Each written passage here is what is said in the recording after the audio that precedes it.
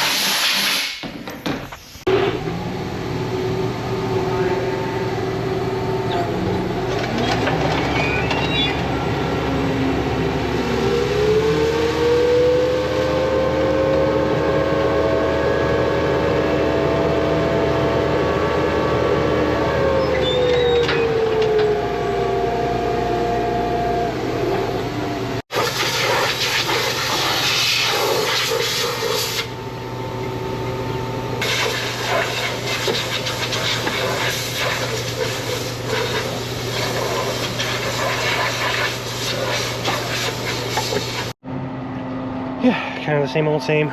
Goes really quick with 2 or 3 people, but it's got to be done. One year I switched to Azuki's. I planted the planter empty and thought, oh, that's probably good enough. And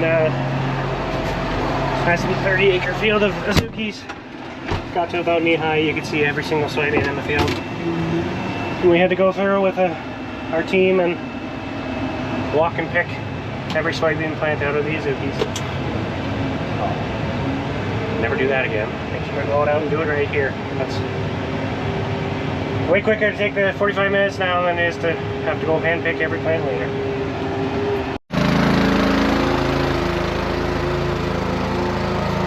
Put starter on Azuki beans. I've got to take 150 gallons up with me. He has the rest. But yeah, now we got to go through and make sure every starter hose is unplugged since I've planted so many acres without using it. Dirt gets up in the alpine hoses, so it's a little bit more work to switch between crops, but it is what it is.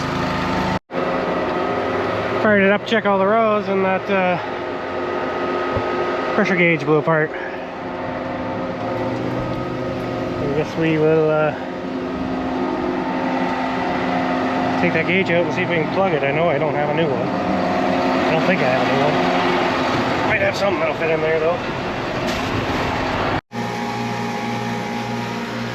Guess in the comments how many totes of DEF we go through in a year.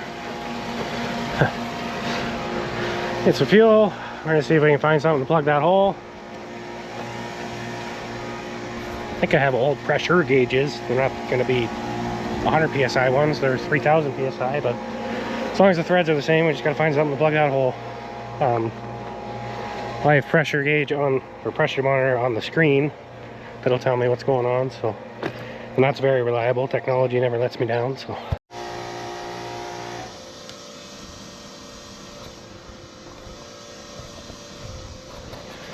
It'll work. At least it happened here. Didn't happen when I pulled into the field. Yeah. I think we're ready to make the 1.5-hour drive. I'm gonna open those up right away so I don't forget again.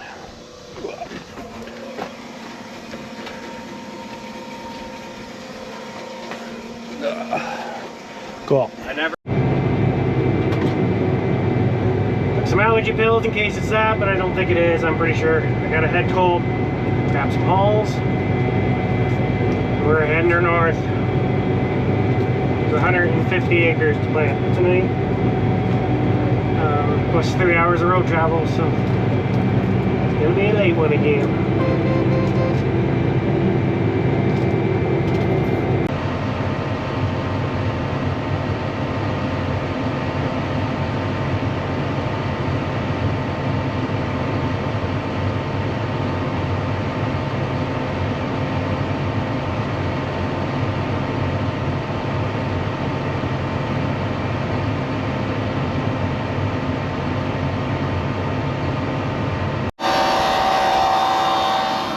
Full loaded up, made it here just fine. Didn't really videotape the loading because It's in the farmer's yard and I don't want to be nosy.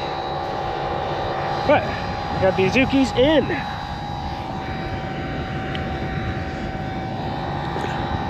That's one right there. There's a little tiny red bean. But this crop sheet says to plant them 1 3/4 inches deep. Pretty good chance of 2 inches of rain tomorrow night, so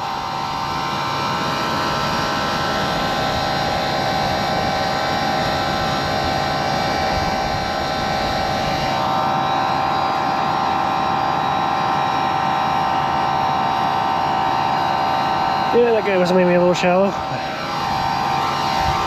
Yeah.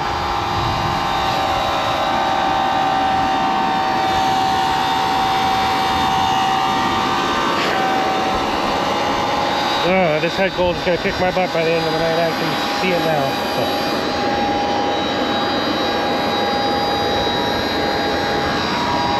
One roll up there. Fertilize now.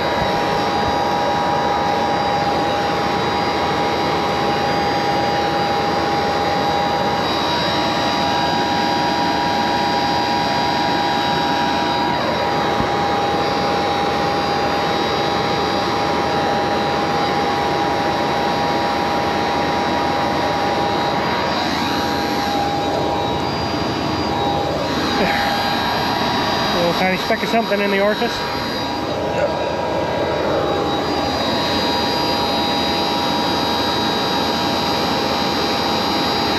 I don't even know what they use them for. In stews and stuff like that. I don't know. It's another fruit grade bean, so I had to make sure to get all the soybeans out before we plant these.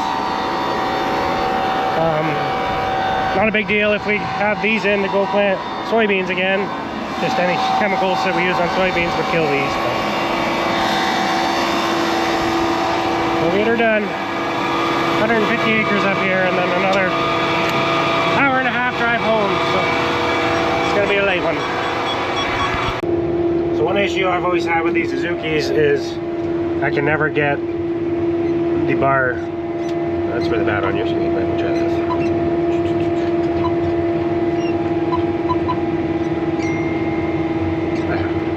That's better. I can never get the bar to be consistently even. It always wants to plant high. The vacuum numbers are always wonky. I've tried playing with vacuum in the past years. What we always end up doing is just setting it so that it's actually planting our target population. I've got enough seed for 120,000. This planter always plants 3,000 to 5,000 high. For some reason it reads just slightly low on acres compared to what the field view always says, but yeah, I have taken a meter to John Deere and had them test to see if it should be able to plant with the soy, because we just use I guess I didn't mention that, we just use the regular soybean seed discs, 48 cell or whatever they are, or 64, I don't know. According to John Deere's little table tester, it should do it, and it does. That's what I gotta do to make it happen. If I could push my speed, like if I was able to go up to 7 miles an hour, it will bring it down.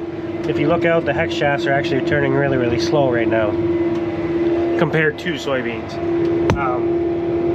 If I could drive 7 or 8 miles an hour, it would probably be bang on consistent population that we want.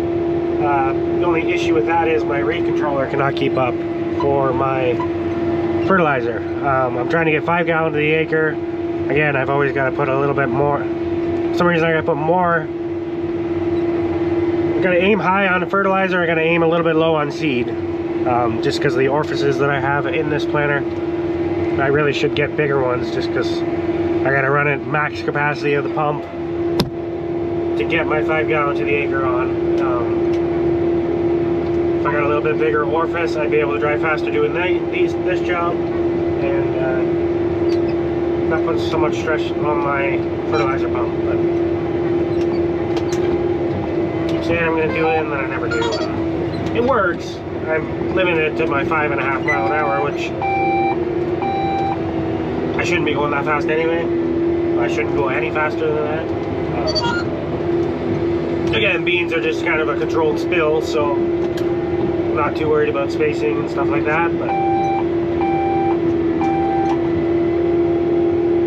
if I could plant at 7 or 8 mile an hour, I wouldn't be up till it'll be every bit of 4 o'clock in the morning before I'm home tonight, so if I could get a couple extra mile out of it, I would get some more sleep tonight, but that's it is what it is, I guess. Wrapped up with the first 50. My dad brought the seed tender to the last field, which is 100 acres. He brought the seed tender and the liquid fertilizer to that farm, so I don't have to go back to the home farm again. This farm is a really long, skinny 100 acres, so I'm really hoping that I make good time. Hoping 4 hours of planting, and I am heading home. It's 9:45 right now. I gotta fill up with seed again shortly. So I can be done planting by 2 and on the road by 2. That gets me home at 3:30. So see if that works out. Well, Dad helped me get filled up with seed. Got 30 acres of this farm. 30 acres of this farm planted. I'm gonna get out and do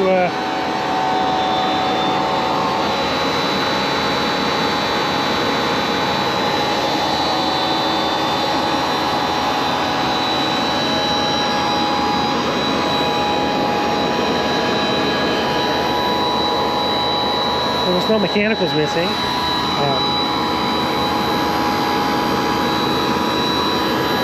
think I've got 1 or 2 rows of fertilizer coming out. I'm going to deal with that.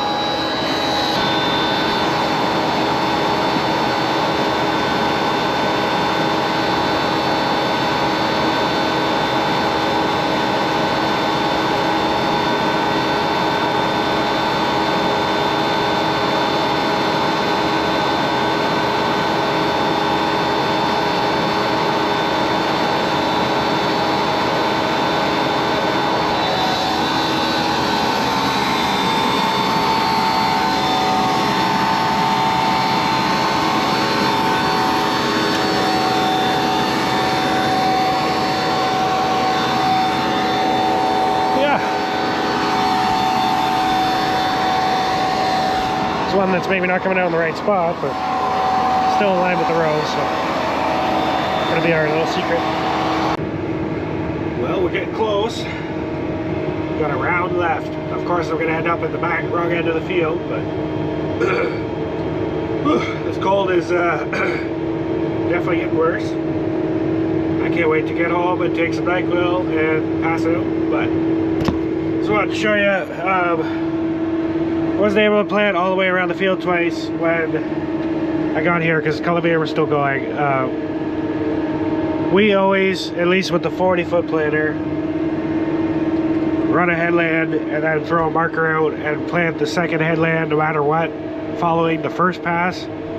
So when the sprayer comes in, he can drive exactly where I drove, and he's not going to be knocking his sprayer nozzles off the fence line.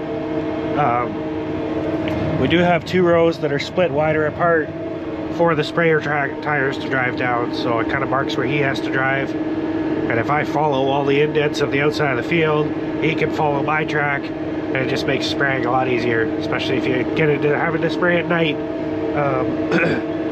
It's just something we do. 24-row cord planter, when you're 60 feet, doesn't really matter. He's always got that inside tire row to follow, regardless of what's happening on the other side of the sprayer. But just, yeah, thought I'd mention that.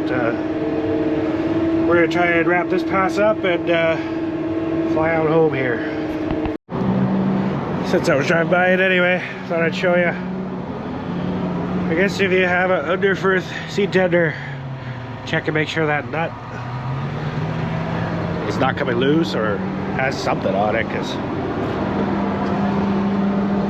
it's a good thing it was lined up with the cradle when it happened, because this thing came crashing down. It's actually wedged up under the hopper right now. Like if it was over the planter, it'd be sitting on the planter, and whoever was running the spout, it would be sitting on top of. So it's like the stuff we owned for years, it's breaking. The stuff that we just bought is junk too, I guess. I don't know what it is, but 253. My acres per hour, math to that, and I didn't really stop much. Should have said 2:15, 2:30. So I don't know where they get those numbers from. We're heading out. We are 4 side roads closer to home than the hour-and-a-half drive. But it's all major highway, or a busier highway, but it shouldn't be an issue this time of night. There is one stretch of really rough road though that I'll probably have to take my time, but let's get home and get some sleep. I do just want to put out there that in no way, shape, or form was I forced to do this working lane thing.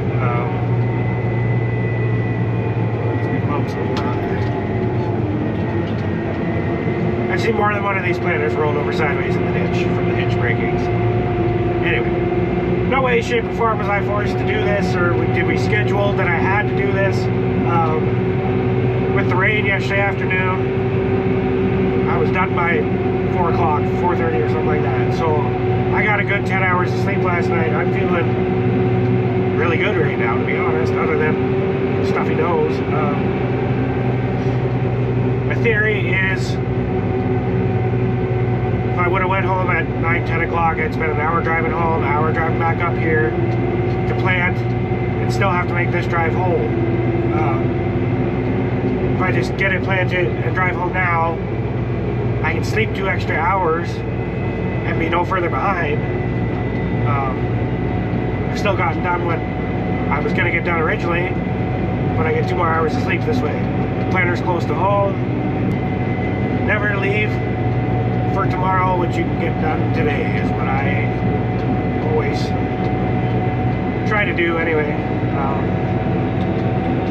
I always sleep better at night knowing that the work's done. So.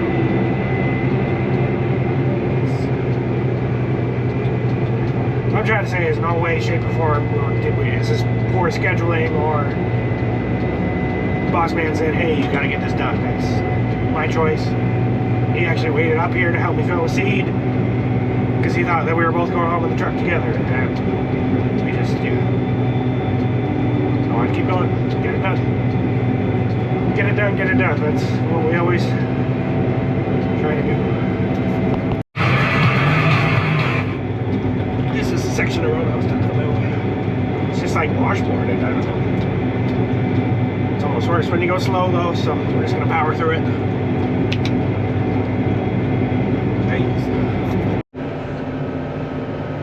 Well, we made it back to the yard. Our scale's a little wet. Must have got a little shower here. Nothing crazy, the gravel's no puddles or anything, but yeah. 4:45. Oh, I was gonna park there, Christian. I can't even park there. Good Lord. I just wanted to unfold this so I could, maybe somebody would want to grease it. Well, I'm sleeping in a little bit.